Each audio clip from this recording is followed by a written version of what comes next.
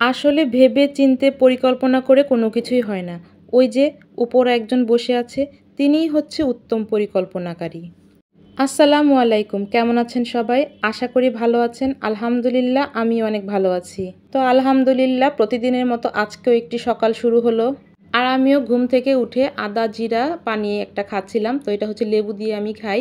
তো এটা আসলে স্বাস্থ্যসম্মত আর কিছুই না, এজন্যই খাওয়া। আর আজকে হচ্ছে মে দিবসের ছুটি, বাচ্চাদের কোনো স্কুল নেই। এজন্যই আরকি একটু লেটে আরকি ঘুম থেকে উঠেছি। আর রুম থেকে একটা হই হুল্লোড়ের আওয়াজ পাচ্ছিলাম। তো দৌড়ে গিয়ে একটু বারান্দায় গেলাম। তো বারান্দায় গিয়ে দেখি এখানে হচ্ছে অনেক মানুষ। তো প্রথমে বুঝতে পারতেছিলাম না, তারপরে বুঝলাম যে মে দিবস উপলক্ষে যে বিল্ডিংয়ে কাজ করে, কনস্ট্রাকশনের যে কাজ করে, তো ওরা হচ্ছে একটা র্যালি বের করেছে মে দিবস উপলক্ষে আর কি। তারপর প্রতিদিনের মতো সকালবেলা নাস্তা খাওয়ার পর তারপর হচ্ছে বিছানা ঝাড় দিতে গিয়ে দেখলাম যে তোশকটা একটু কেমন যেন হয়ে গেছে। এই জন্য ভাবলাম কি একটু রোদে দিয়ে আসি। আর যেহেতু আজকে আমার হাজব্যান্ডের ছুটি আছে, এই জন্য বললাম কি চলো যাই, এটা হচ্ছে একটু ছাদে দিয়ে আসি। তো দিলে গরম হলে ভালো লাগবে। আর ছাদে গিয়ে তো দেখি যে ভালোই রোদ উঠেছে। তো একটু গরম হলে এগুলো আসলে তোশক বালিশ এগুলো আসলে মাঝে মাঝে রোদে দেওয়া উচিত, তাই না? আর যেহেতু আজকে একটা সুযোগ হয়েছে এই জন্যই দেওয়া। আর এই যে এখানে ছাদ, আমাদের ছাদে আসলে কোনো গাছ নেই, কোনো গাছই লাগানো হয় না। আসলে উপরে যাওয়াটা হচ্ছে খুবই কষ্টকর, এটাই হচ্ছে মূল বিষয়। তো অনেক জায়গা আছে, তো এখানে আসলে আমরা গাছ লাগাতে পারি কিন্তু আসলে লাগাই না। আলসেমি প্লাস হচ্ছে উপরে যাওয়াটা কষ্ট। আর এই তো আজকে হচ্ছে দুপুরবেলা রান্না করার জন্য আমি সব কিছু রেডি করে নিয়েছি। আজকে দুপুরবেলা আমি রান্না করব খিচুড়ি। আর খিচুড়ির সাথে হচ্ছে ২ রকমের ভর্তা করব, ধনেপাতা ভর্তা আর বাদাম ভর্তা। আর ভর্তা করার জন্য প্রথমে আমি হচ্ছে বাদামগুলো টেলে নিচ্ছিলাম। তো টেলা হয়ে গিয়েছে, এখন আমি হচ্ছে ধনেপাতা ভর্তার জন্য কাঁচামরিচ আর রসুনটাও টেলে নিচ্ছি।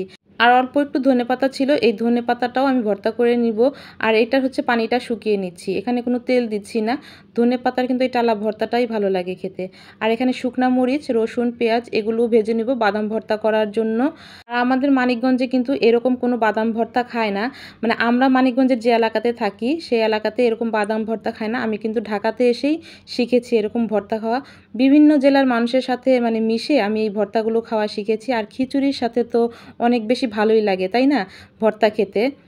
আর আমাদের মানিকগঞ্জের মানুষ কিন্তু খিচুড়ির সাথে কোনো ভর্তা খায় না, মাংস দিয়ে খিচুড়ি খায়, কিংবা সবজি খিচুড়ি, কিংবা এমনিতে ডিম দিয়ে খিচুড়ি খায়, কিন্তু ভর্তা দিয়ে খিচুড়ি খায় না। কিন্তু বেশ ভালো লাগে খেতে। আর খিচুড়ির সাথে খাওয়ার জন্য আমি হচ্ছে বেগুন ভাজবো। বেগুনটা লবণ হলুদ আর একটু মরিচের গুঁড়া দিয়ে মাখিয়ে রাখছি। আর এটা মাখিয়ে রাখলে কিন্তু একটু মানে তেলটা কম লাগে, এটা কিন্তু একটা টিপস। তো এখন আমি হচ্ছে ধনেপাতা ভর্তাটা করে নিচ্ছি, পাটাই বেটে নিচ্ছি। আর এখন হচ্ছে বাদাম ভর্তাটা করে নিব। আর বাদাম ভর্তাটা করার জন্য প্রথমে হচ্ছে শুকনা মরিচ আর বাদাম এটাকে আমি প্রথমে বেটে নিব। তারপরে হচ্ছে আমি রসুন আর হচ্ছে পেঁয়াজ দিয়ে এই ভর্তাটা মিশিয়ে নিব আর কি। পাটায় বাটা ভর্তা কিন্তু অনেক ভালো লাগে, ব্লেন্ড করলে কিন্তু ভর্তা খেতে ভালো লাগে না, তাই না? এজন্য বেশিরভাগ সময় কিন্তু পাটাই বেটে ভর্তা করার চেষ্টা করি। আর এই তো এখানে আমার হচ্ছে গিয়ে ভর্তাটা করা হয়ে গিয়েছে, বাদাম ভর্তাটাও করা হয়ে গেছে। মানে দুইটার ভর্তাই করা হয়ে গেছে, অল্প অল্প করেই করলাম কারণ আমাদের অল্পতেই হয়ে যাবে, বেশি একটা লাগবে না। এই জন্য অল্প অল্প করে করে নিলাম। আর এখন বেগুনটাও ভেজে নেব। বেগুনটাও ভাজা হয়ে গিয়েছে।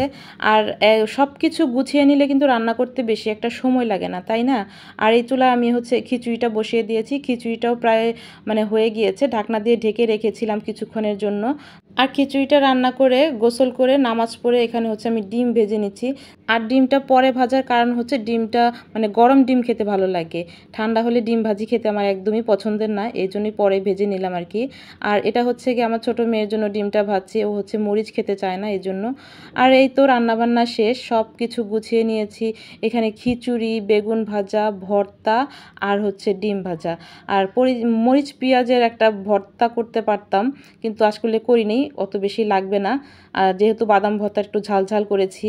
আর আরেকটা ব্যাপার হচ্ছে গিয়ে কি, যে ছুটির দিন ছাড়া তো সবার সাথে একসাথে খাওয়া হয় না, এজন্য আজকে ফ্লোরে বসেই আমরা হচ্ছে খাওয়া দাওয়া করব। আরেকটা কারণ আছে, টিভি দেখতে পারবে, বাচ্চাদের হচ্ছে টিভি লাগবে, এই জন্য টিভি দেখার জন্যই এই ড্রয়িং রুমে হচ্ছে ফ্লোরে বসে আমরা একসাথে আর কি খাচ্ছিলাম।